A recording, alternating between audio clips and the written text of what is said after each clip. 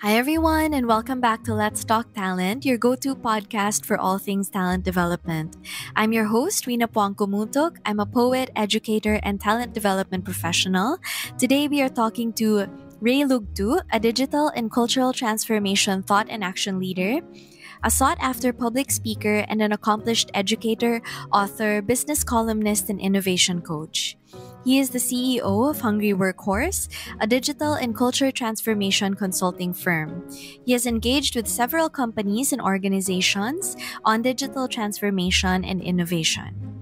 He is a fellow of US based Institute of Digital Transformation and a country representative of the Institute of Change and Transformation Professionals Asia. He's also the chairman of the ICT Committee and subcommittee chairman of the Media Affairs Committee of Phoenix. He's also the vice chairman of the ICT Committee of the Management Association of the Philippines. In addition to all of this, he is a professorial lecturer in the MBA program of De La Salle University and lecturer on digital transformation, leadership, and management in the Benilde School of Professional and Continuing Education. Welcome to the show, Sir Ray. Thank you so much for being here. All right, so thank you. Thank you for having me, Wina. Okay, so the way that we met each other, Surrey, was through AmCham and through a lot of trainings. And I know that your background is in enterprise sales.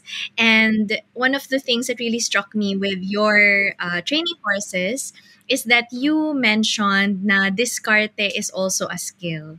Right? Like discarte is also something that people have to develop regardless of their actual functional roles. So, siguro just for the sake of our audience as well, could you tell us a bit more about your career story and also how Discarte has worked for you?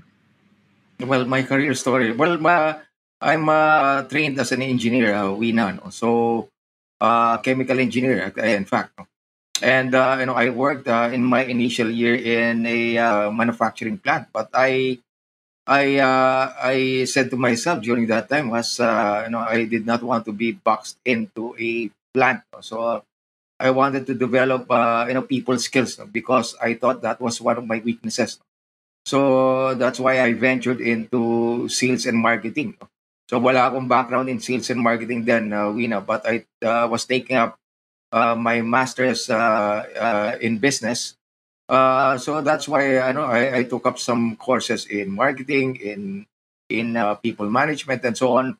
And then I went on to the path of product management, marketing, moving to tech companies like Nokia in the early years of Nokia, and then moved to IBM, moved to Emerson. I was heading Emerson in the Philippines, and I started the enterprise group in Samsung Philippines. I moved to Globe Telecom, as head of a big group, no, and in IT enabled services. And then my last career was job was in Microsoft before I finally set up my company Hungry Workhorse together with my wife. So you were asking, no, what's the discarte there, no? So discarte, Wina, no? I always speak about this, no? Alam mo, Wina, yung discarte, no? If you Google or look at the dictionary, no? There's no equivalent. You will, if you use, Chat GPT, it will give you, cleverness, adaptability, ingenuity, no? Pero in the context of Filipino culture, no, walang equivalent sa English, no. Discarte is more, drive, no. We call this drive, no. We call this hunger, no. That's why my company is called Hungry Workhorse, no. So that's how Discarte has turned me into a where I am now, no. So and in the course of my career, Wina, iba-iba mga pinuntahan kong industries, no. So merong telecom, merong IT, merong power, and so on. But it was not easy, no? But through Discarte, no, I was able to acquire industry skills, no? And become successful in those jobs. Right.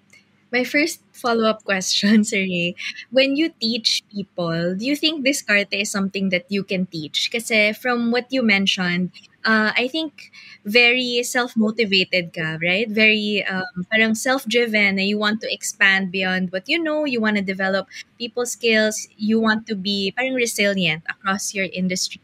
But a lot of the people that we meet in our training as participants, sometimes they need a little bit of a push. Parang what's your experience been like in terms of teaching? Well, yeah, tama ka, Wina. No? So diskarte is a combination of innate and acquired skills, and talent. No? Well, innate, like you are self-driven, no? Motivated. No? Many individuals are self-driven and motivated. It can be due to their family background. It can be due to their upbringing. No? Like I myself, no, I was driven because of the hardships I experienced as a child, no, growing up. No? We were not well off, no, as a family. No? Yeah, I was self-driven. No? Is being self-driven something that you can teach? No, I think you can. No? It starts with as a childhood, pero when you're an adult, Wina, what I noted, no, parang hirap hanapin nung self-driven. No? It's either you have it or you don't have it.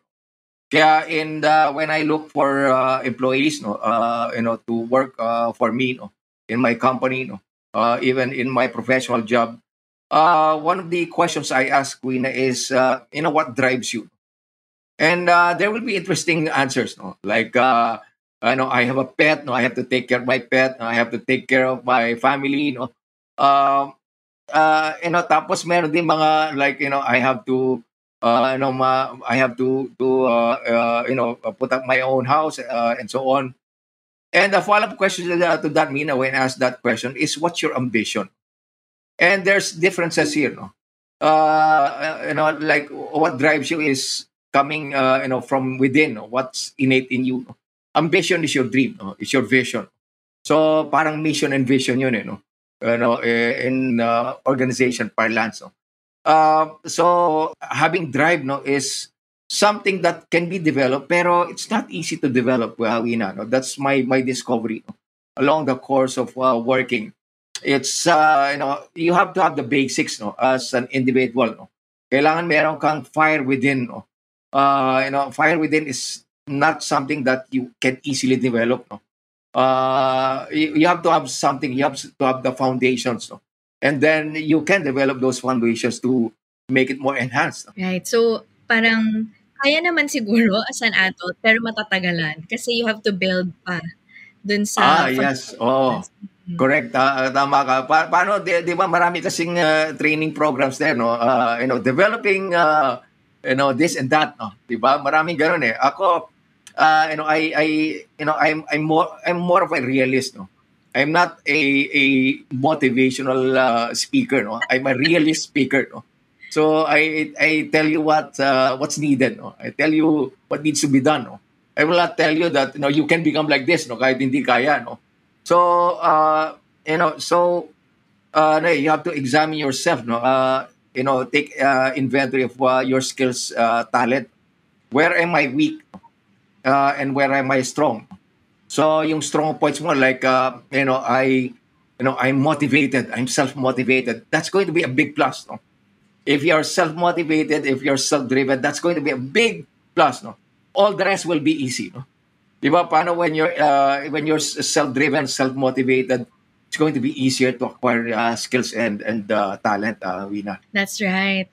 In your experience, Ray, of course, like you mentioned, in let's say a training session, not all of the participants are self-motivated. Di ba yung iba yung answer nila sa icebreaker, why are you here? Sabi ng manager. Ganun. How do you deal with instances like that? Like, how do you engage people? Or you mentioned na you're a realist. Is there a way to use, parang, kumbaga sagutin din yung pagka-realist ng sagot nila to make it engaged? Alam mo, Wina, I appreciate answers like that. No? Paano I know the baseline. So pag alam ko yung baseline, then I engage. No, it's deliberate that I engage. I make the conversation more interesting.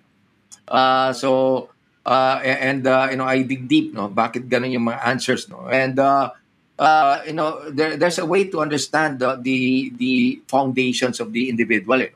So is it situational kaya parang tinatamad yung individual, no, or employee, no, or is it because of situations in the family, no, situations in the job, no.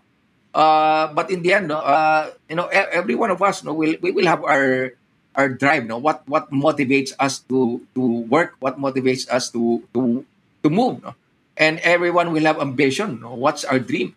Laging meron ganun tayo, Wina, iba-ibang lang degrees, no, and for those who are low in drive, no, uh, there are ways, no, pero it tails constant learning, changes in mindset. Mindset is not easy to change, Wina, di ba? So mindset, takes a long game of changing. Paano mindset is a combination of belief system, no, our background, our upbringing. So yung drive is part of our mindset, eh. And if you don't have that mindset, how do you change mindset? Ano yan, it's a big problem of many organizations, Wina, no? Kaya nga, part of our business is culture transformation, no? How do you transform culture, no? And always, no, we start with the mindset. And the programs that we do with many of the culture transformation engagements are long-term engagements. Hindi siya one-off training, no? And then we leave them to their own jobs, di ba? Kailangan merong follow through, merong constant coaching, reminders, communication, and so on. That's right. Kasi hindi talaga one-stop shop. Some organizations kasi there's the danger of thinking na parang, okay, nag-training na sila. From this point forward, everything will improve. But really, it's more of, parang kailangan siyang bantayan to make sure na tuloy-tuloy. What's the biggest challenge that you've had with that, Siri? Lalo na sa culture. Feeling ko very interesting yun kasi hindi siya skills-based exactly. So what was your biggest challenge siguro and how did you overcome it in collaboration with the client? Okay. Well, ito yung mga latest client ko, no. Marami kasi during the pandemic, no, wanted to transform, and part of that transformation, digital transformation for that matter, is culture transformation. So merong mga clients, Wina, that they think that a one-off training is okay, no, side by side with digital transformation. Maraming ganyan kasi, di ba, during the pandemic, digital lahat. Di ba, nag-adapt ng digital, no, bumili ng technology, no.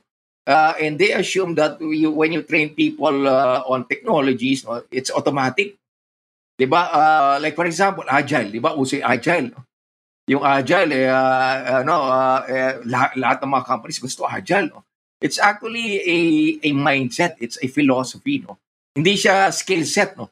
Kaya nga sinasabi ng agile principle, it's a philosophy or mindset, no?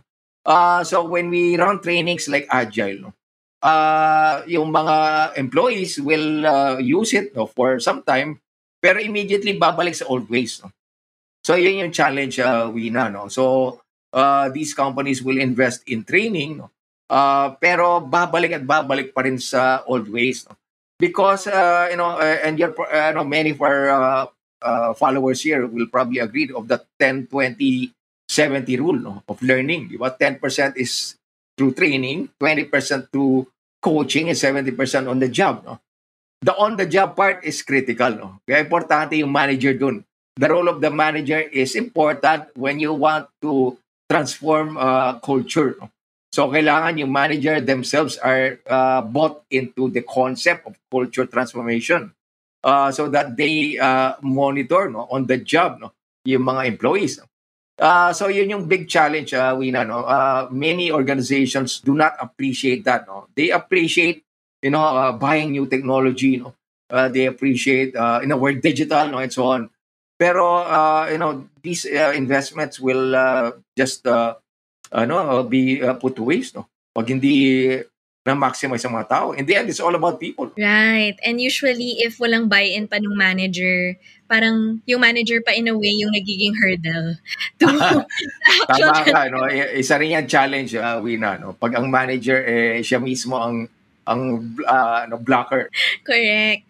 Okay. So Ray, we have a lot of listeners on this podcast na mga career shifters. So one of the questions that we get the most is, let's say, ibang-iba yung job nila. Like may iba na from call center or from completely different industries. And then interested sila to start with corporate training, to start parang being in a more people-facing role. Would you have any advice for those na gusto Well, mag-shift? yes, marami akong pwedeng i-share, no? Wina, paano nga, I told you about my journey, no? Paano ako, chemical engineer by training, no? I went into pharma, no? So pharma, no? I went into telecom, early days of telecom. I went into the internet and technologies, IBM. I went into power, no? Sa Emerson. I went into gadgets and devices kay Samsung. And then kay Microsoft and Globe was cloud. No? So all of those are different industries. Pero what's common across them? No? So there is a commonality there, no, across. No? Mahirap yung knowing the domain, yung vertical, yung domain expertise. No? It entails a lot of reading, studying, no? Knowledge acquisition. Pero there is always a commonality across those. No? And I call this the portable skills. No? Ano yung portable skills that you have? Ako, my portable skills, no, that I developed early on was sales and marketing. And then it evolved into business. No? So kahit saan ako pumuntang industry, no, I carry that sales and marketing expertise, no, and skill. No? So look for your portable skill. No? Ano yung portable skill that you can bring, no, into a new industry? No? Is it training and development? No? Is it finance, accounting? No? Is it sales and marketing? And if you note, no, all of those skills that I mentioned are what we call horizontal skills. No? Vertical skills kasi industry. No? Horizontal cuts across. No? So applicable siya kahit sinong industry. So yun yung mga portable, Wina. No? Marami kasing mga individuals takot lumipat. No? Kunyari, galing silang call center. Tapos lilipat ng ibang industry. No? Kunyari, banking. Nakakatakot. Nakakatakot naman talaga. Any change is always scary, no? Because it's unknown. No? Maraming unknowns. Kaya lang if you latch on to your foundations, which is the portable skills, then you develop that. Couple that with diskarte and drive. No? Diba? Kailangan mag-combination yun. Meron kang drive. No? Meron kang drive. No? Use your portable skill to acquire the domain knowledge. No? Right. And siguro yun yung underrated ngayon, si Ray. Kasi yung napapansin ko, a lot of people, inisip nila, kailangan ko maging specialist. Parang ganun lagi yung mindset nila. Pero hindi nila nakikita yung broader aspect. And sometimes it takes a little bit of being a jack of all trades, di ba? Na parang mag-explore ka muna kung ano ba yung kaya, ano ba yung edge mo over other people. Well, meron din ganyang choice, no? Do you want to be a generalist or specialist? Ngayon kasi we know with all this AI, no, happening, no? Ang advice ko, and you will always hear this, no, from global career experts. No? You have to be a generalist at the same time a specialist. No? So generalist ka in a sense na dami mong domain knowledge na alam. Now you know different industries, pero you're a specialist, no, in certain topics, no, in certain skill set. No? So meron ganon, and the specialization can be the portable skills. No? Kunyari, you're a specialist in training and development, di ba? You're a specialist in that, pero you are a generalist when it comes to industries. No? So yun, you can combine the best of both worlds, pero that's the world we are in now. You have to be both. No? Speaking of AI pala, Sir Ray, yun, marami ding mga nagtatanong, how does AI affect learning now? Marami ako narinig na parang, of course, it can be a good thing kasi parang assistive technology. May iba naman who say na parang naging hindrance siya for their people kasi parang inaasa na lang lahat dun sa AI. What's your take on that? Yeah, that's true. No, ang AI kasi no has pros and cons. No, definitely, no, it increases productivity. Like in our company, no, maraming mga documents we depend on AI, no, to organize, no. 'Di ba? So pag walang AI, no, like a Chat GPT and other AI is available, no, matatagalan, no, at mahirap i-organize and we will spend more. No? Because of AI, no, we can do a lot, no, at less cost. The downside there, tama ka, no? Paano nga mga employees aasa na lang, no? 'Di ba? Like ako, kausap ko the other day isang IT company, no? And yung mga developers umaasa na lang sa ChatGPT for coding. No? 'Di ba? So, if you do that, no, constantly day in day out na umaasa ka sa AI, no? There's tendency, 'di ba 'di ba, yung critical thinking mo bumaba, no? 'Di ba? So, kaya ano you can use AI, no, but you have to check the work of AI. So gamitin mo siya, no, to organize your thoughts, no.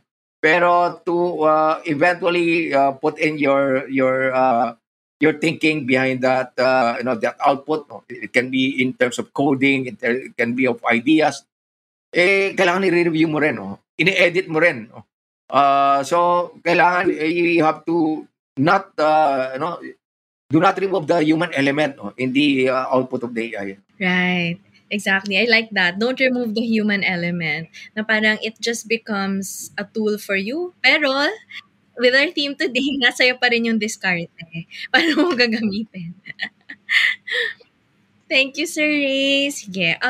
Siguro I'm down to my second to the last question, which is you mentioned yung hungry workhorse and your philosophy behind that, which is yon, parang that inner motivation, that inner hunger. Siguro this question is more for our talent development people who are looking into going into business then eventually becoming consultants. What is your mindset when it comes to parang putting together anything like entrepreneurial? Parang are you a high risk person or is it more of parang play it safe muna like that? What would your advice be for Mm. them? Well, I mentioned to you, Wina, no, I'm more realist, no. 'Di ba? I'm neither an optimist or a pessimist, no. Right? So, kaya as a realist, no, I gather data, no. I'm more of a data person, no. Paano nga background ko engineering, no. So I gather data, I analyze, no. I weigh, no, and then I make decisions, no.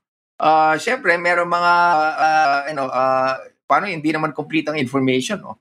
So gagamit ka rin ng rito ng intuition and gut feel, no?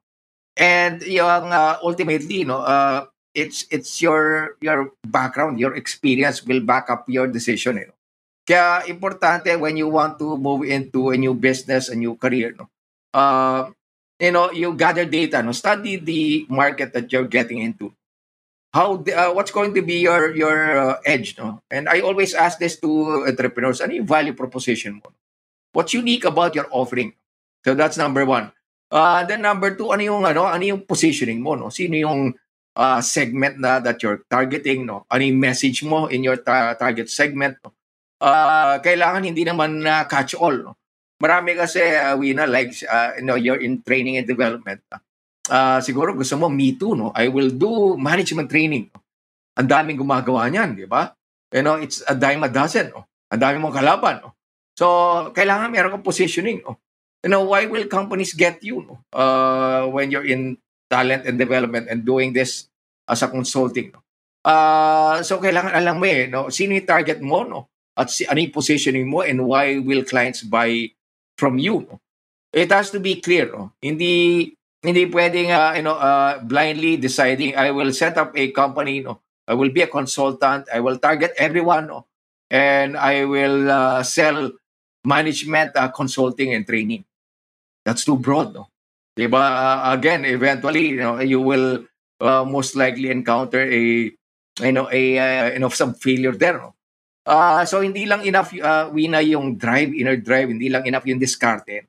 Kailangan meron ka ring planning behind it, meron ka ring strategy behind it. And I mentioned yung strategy, no. Kailangan meron kang it's backed by data. No? Hindi lang nakita mo lang, uy, uso to gagawin ko to, no. So hindi lang ganoon, no. Kailangan backed by data yung iyong decision when moving into something unknown to you. Right. So it's really a combination of gut feel and doing the actual work of planning. Kasi failing to plan is planning to fail. Cliche, pero I think true. Thank you, Sir Ray. Sige, I'm down to my last question before we go, which is, do you have any upcoming trainings or anything you'd like to plug to our audience? And also, where can they find you online? Sige, siguro bago ako pumunta dyan, no, paano, I want to, again, drill on Hungry Workhorse. No? Kaya nga, tinawag namin yung company na Hungry Workhorse. No? Before I promote what we do. No? Paano maraming mga naghahanap na mga candidates, no, from us. No? Kaya nagsimula yan paano our background, my wife and I, we were in enterprise sales. So, lagi naghahanap sa amin yung mga colleagues namin. No? Meron ba kayong kilalang candidate, no, salespeople that are gutom, no, or hungry? And then at the course of doing that, no, when I was working for sales, no, I encountered this story of Hannibal. Si Hannibal, Wina, di ba? Ano siya, general siya, no. He was up against the Roman army, no, in the 2nd century. At sinabi niya, no, in Latin, no, out inveniam viam aut pacem, which is translated to, I shall either find a way or make one. So that's the essence of discarte and being hungry, no? Being driven. No? You will not be stopped by blockages. No? You will either find a way or make one. Right? So now I go to what we do. No? So, well, meron akong mga public trainings. No? LaSalle, I teach in LaSalle. No? That's my home school. So LaSalle is launching its lifelong learning training offering. No? And one of the things I will deliver there is digital transformation for modern organizations. So it's a 2-day training on May 29 and 30. No? It's face-to-face. No?